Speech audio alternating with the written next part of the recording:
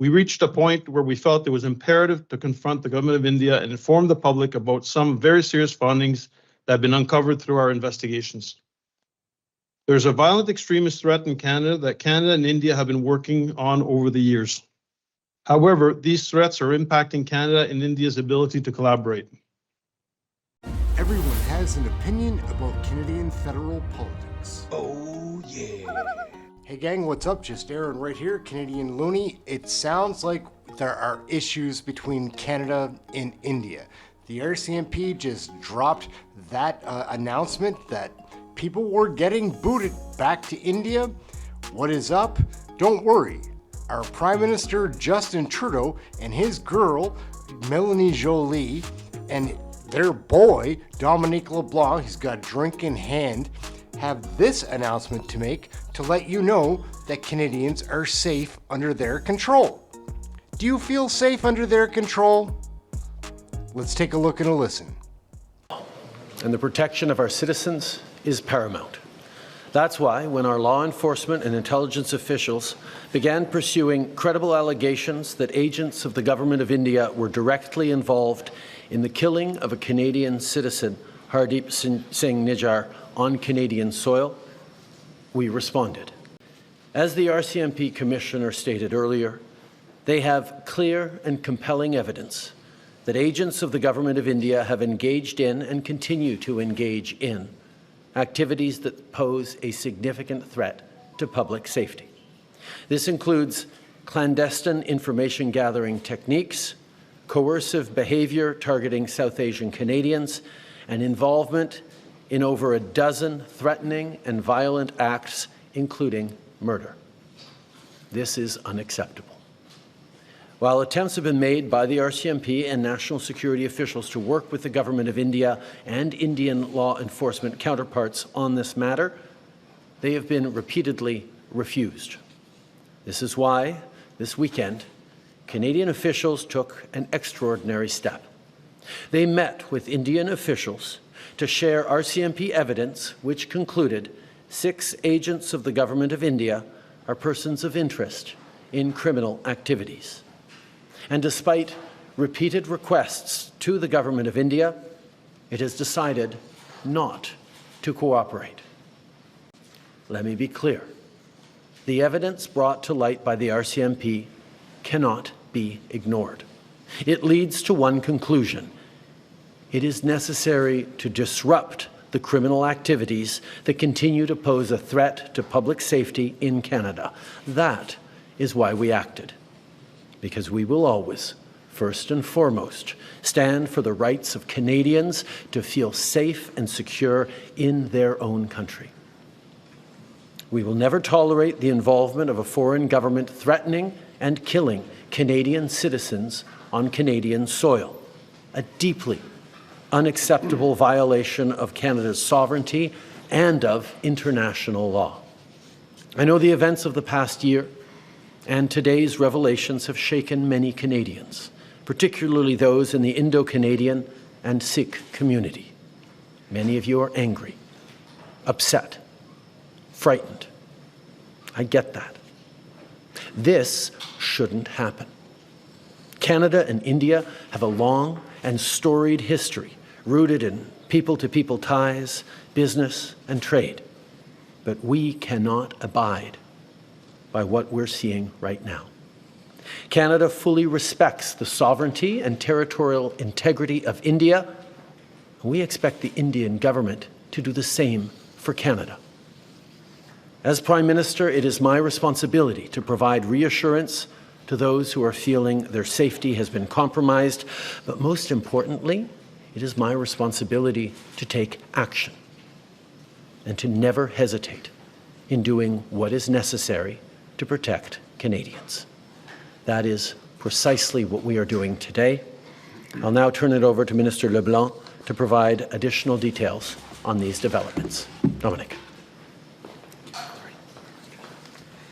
Thank you very much, Prime Minister. Bonjour à tous.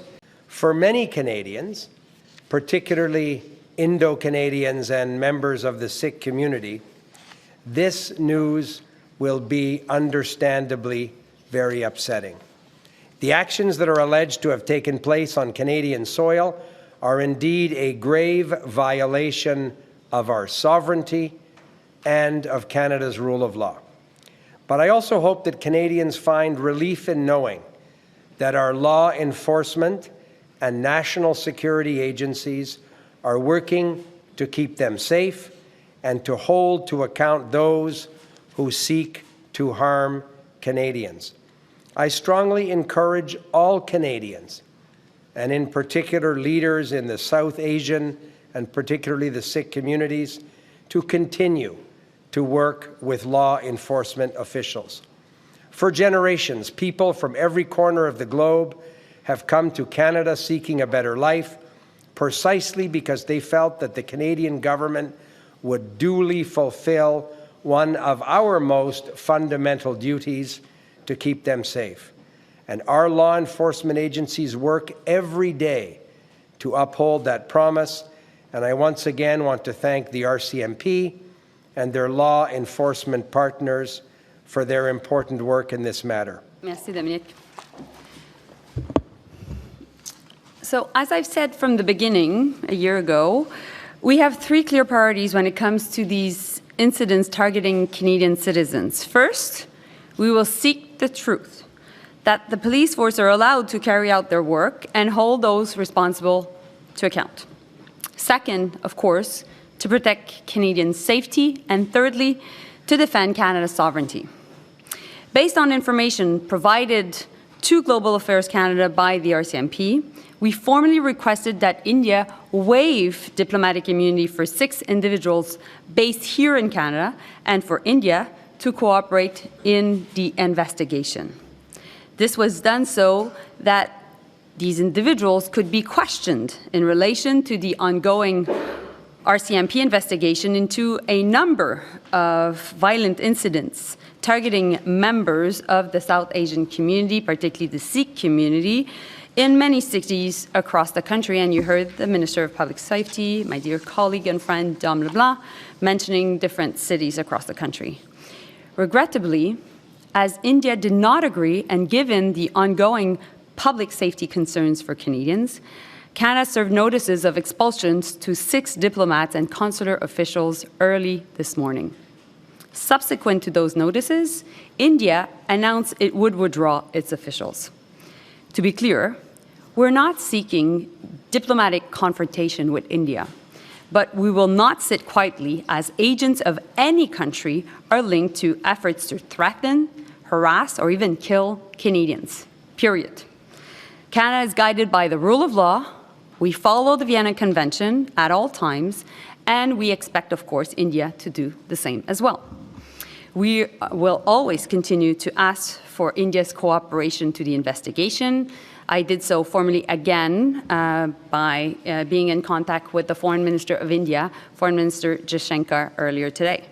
And I've been also in contact with all my counterparts from the Five Eyes, so Foreign Minister Lamy from the UK, Secretary of State Blinken from the US, Penny Wong, also the Minister of Foreign Affairs from Australia, and Winston Peters, who's the Minister of Foreign Affairs of New Zealand.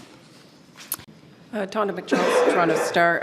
Sir, given the magnitude of the diplomatic disruption that's happened now, I wonder if you can give us some clarity, because while I think I'm trying to read into what you're saying, that these 6 diplomats were sharing information with others. Are those others, the criminal organizations, the so-called agents of India, or are you saying the actual diplomats and consular officials were actively involved in the events? And one other clarity, if you could provide in terms of the time frame you're talking about. Is it over the last 4 weeks? Is it since the last 2 years?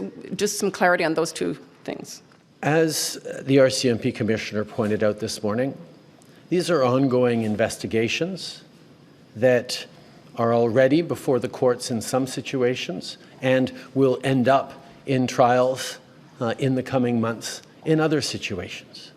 So what the Rcmp can share and the details of this are extremely limited.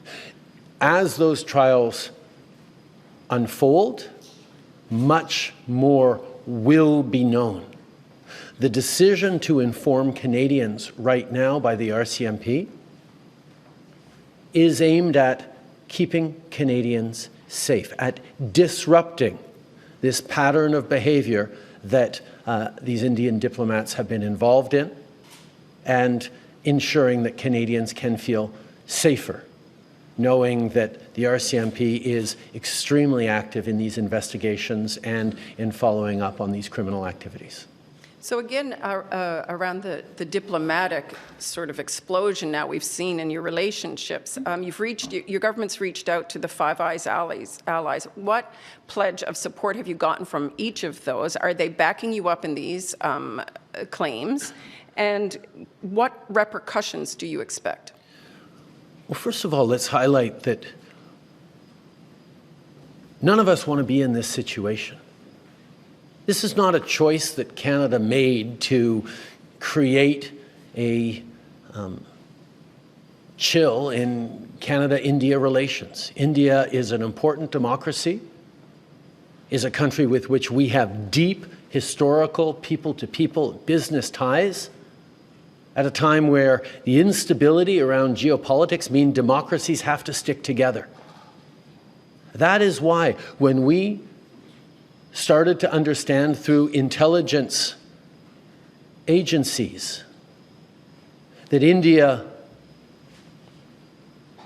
was possibly, if not probably, behind Nijjar's killing, the killing of a Canadian on Canadian soil last summer, our first choice, our first actions were to reach out, yes, to our Five Eyes partners, but also to the government of India, to say, we know this has happened. Work with us to fix this. We don't want to be having this fight, but obviously the killing of a Canadian on Canadian soil is not something that we can ignore as a country. So every step of the way, we have apprised India of what we know. I've spoken directly with Prime Minister Modi. We have engaged with intelligence counterparts. And unfortunately, every step of the way, both after I made the statement in the House of Commons last September and till now, the response of the Indian government has been to deny, to obfuscate, to attack me personally and the integrity of the Government of Canada and its officials and its police agencies. And we have simply said, we're going to allow our agencies to do the work, particularly to move from intelligence collection from agencies to police investigations that result in arrests, trials, and consequences within a rigorous and robust and independent judicial system. That has been our approach every step of the way. And indeed, over this past week, when the RCMP reached out to its law enforcement counterparts in India, there was a path where we could have worked together to ensure accountability and changes and steps that would have resulted in keeping Canadians safe, because that is our top priority. India, the Indian government, rejected those advances, rejected our attempts to find some way through this. And that brought us to this point of having to disrupt the chain of operations that go from Indian diplomats here in Canada to criminal organizations to direct violent impacts on Canadians right across this country. Everyone has an opinion about Canadian federal politics. Oh, yeah. So gang, please let me know in the comments what you think. Are we safe under this current federal government? Does Trudeau protect us? Does Dominique LeBlanc, does Melanie Joly make you feel safer as a Canadian? She doesn't do that for me. Neither does Trudeau, nor does Dominique LeBlanc. They're duds. Anyhow, let me know what you think about all these crazy things going on in Canada in the comments. Yeah, Aaron, Canadian Looney, like, subscribe, share, get notified, all those fun things. Come and watch our live show. We do a live show every day. It's a blast. Great chat room, fun community. Come and check it out. Aaron, Canadian Looney. We'll catch you in the next video. Thank you for watching this one. Have a good one. Happy Thanksgiving.